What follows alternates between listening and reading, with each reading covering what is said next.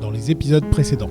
Rejoignez le commandeur dans la grotte. Essayez de trouver la stèle dont Alina parlait dans son journal de bord. La grotte est dans une cuvette. Du dessus, on peut facilement surveiller. On laisse des guerriers en surplomb. Ils nous avertissent et dès que quelqu'un sort, les guerriers à l'extérieur les attaquent un par un. Je sais pas ce qui se passe dans ta tête, mais c'est pas vrai. Ton esprit a créé cette histoire pour éviter cette réalité. Tu ne m'as pas oublié. C'est plutôt flatteur. Et Primus, comme tout chef vaincu, même s'il n'y a pas eu de combat, il a été exilé. Vous pensez qu'on pourra retrouver la provenance des messages? Oui, je pense. Ne vous inquiétez pas. Alors, ça tombe très bien. Et maintenant, Étant donné qu'on est bloqué ici, on pourra en profiter pour faire quelque chose d'utile. Oui. Vous avez raison, mais... Mais quoi? Vous pouvez tracer ce communicateur ou pas? En fait, je peux le faire dès maintenant, mais... Nous avons déjà beaucoup altéré l'histoire par notre présence. En tout cas, plus que ce que nous avions prévu. Et je voulais en parler avec le capitaine avant d'effectuer ce tracé. Vous plaisantez? Votre but, c'était de modifier l'histoire. De faire en sorte qu'il y ait un avenir pour toutes les espèces vivantes de l'univers. Vous vous souvenez? Notre rôle était limité. Nous devions simplement vous transmettre des informations utiles par le biais de cette console. Pas intervenir comme nous sommes en train de le faire. Cela outrepasse tout ce qui a été préconisé et ordonné par Starfleet. Désormais, c'est un peu tard pour les regrets. Alina est morte. Elle serait sûrement morte même sans votre intervention. En effet, vous ne deviez pas le découvrir si tôt, ni de cette manière. Mais c'est le cas. Marie est dans une sorte de coma parce que vous êtes venu sur cette planète. Vous avez effectué une fusion mentale avec elle. Cteract, il n'aurait pas eu besoin de tricorder avant des jours ou des semaines. On ne peut pas revenir sur les modifications de la ligne du temps. Donc maintenant, il faut assumer. J'entends bien votre point de vue, Karl, et j'imagine que vous devez être d'accord avec lui, Monsieur Liam. Mais j'ai peur d'aggraver les choses. Dans tous les cas, nous aurions fini par le découvrir. Nous aurions voulu en savoir plus sur son décès. Dans son message, elle parle d'un dispositif qui permet d'empêcher toute communication vers l'extérieur de la planète, qu'il nous faut désactiver. On l'aurait forcément cherché. En plus, elle nous a donné les coordonnées. Yam a raison. De toute façon, on aurait eu ce message. La seule chose qui change, c'est que vous nous avez dit qu'elle avait été tuée et non qu'elle était morte de la lèpre andorienne. Il est tout à fait possible que dans la ligne initiale, un ou plusieurs d'entre nous soient allés là-bas et qu'ils se soient fait tuer.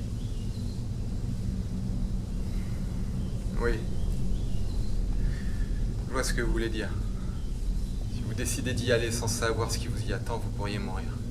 Et de fait, les informations que nous avons placées dans la machine avec le capitaine ne serviraient à rien. Et donc, notre action ne doit pas se limiter qu'à ça.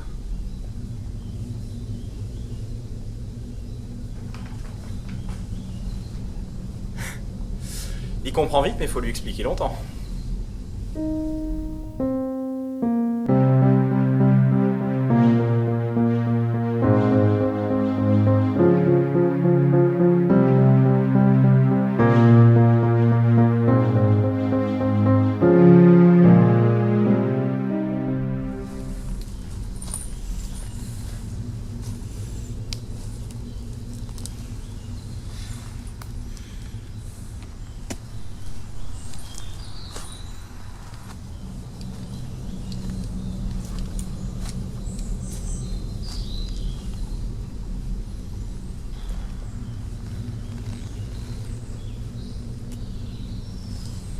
J'aurais pu te tuer finalement.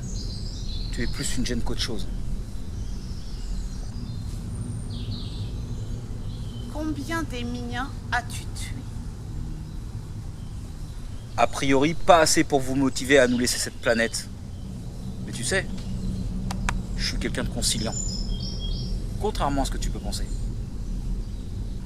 Conciliant, toi? Ouais, j'ai tué des primes. Parce que je voulais plus leur œil par-dessus mon épaule. En tout cas au début. Mais je me suis dit qu'en vous tuant tous, on aurait cette planète pour nous seuls, humains. Mais je suis tout à fait prêt à arrêter. Si vous choisissez de partir de vous-même. Tu as tué celui avec qui j'ai travaillé depuis des millénaires pour observer ce clan que tu as perverti. Orlan a un plan et j'ai choisi de l'aider à le concrétiser, même si je n'en connais pas les tenants ni les aboutissants. Orlan a besoin de nous et de vous, j'en suis sûre, pour mener à bien son projet.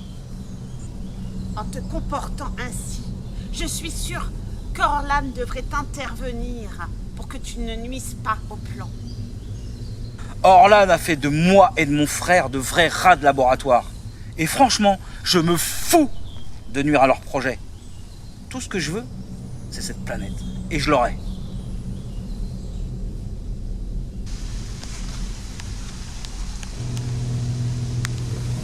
Mais qui êtes-vous? Je suis le capitaine Pockmaren. Je suis entré dans l'esprit de Mademoiselle McLean afin de lui parler. Vous n'existez pas. Vous êtes juste dans ma tête. C'est tout. Je vous ai inventé. Vous êtes dans ma tête. Vous ne devriez pas du tout être là. Là-bas, il y a mes parents qui discutent avec mon psy. Ils pensent que j'ai inventé tout ce monde depuis la mort de mon frère pour pouvoir m'échapper. Je suis navré, Mademoiselle McLean, mais j'ai le regret de vous annoncer que c'est l'inverse. Vous avez créé ce monde mental afin d'échapper à votre réalité. Vous êtes perdu sur une planète lointaine, entourée d'étrangers, et notre fusion mentale a provoqué un choc trop important pour votre cerveau.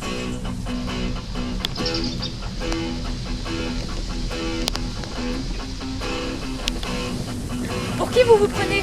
Vous êtes un autre malade du centre qui veut pas qu'elle sorte de son délire ou quoi? Vous n'êtes qu'une hallucination créée par Marie. Peut-être issue de ses souvenirs, mais vous n'êtes pas réellement là.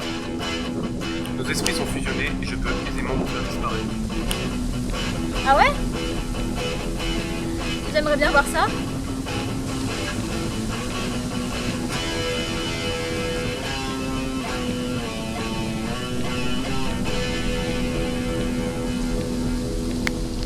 Et alors, tout était vrai?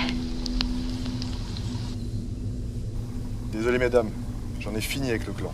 J'ai été banni, maintenant je vis ma vie sans me préoccuper du reste. C'est bien mieux comme ça. Je suis navrée, Primus. Nous n'avons pas pu nous présenter correctement, mais cela aurait été trop compliqué à expliquer. Et nous n'avons clairement pas le temps de t'expliquer tout ça. Je vais devoir employer une méthode que j'aurais préféré ne pas faire.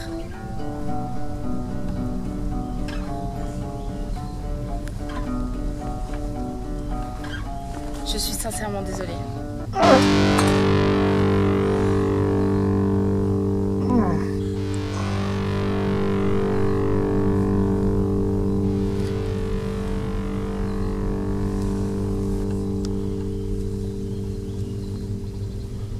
Je suis désolée, car je viens de vous transmettre plus d'informations sur l'univers que votre esprit ne peut en contenir.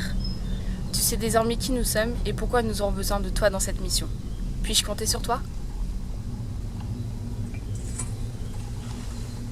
Je suis à vos ordres.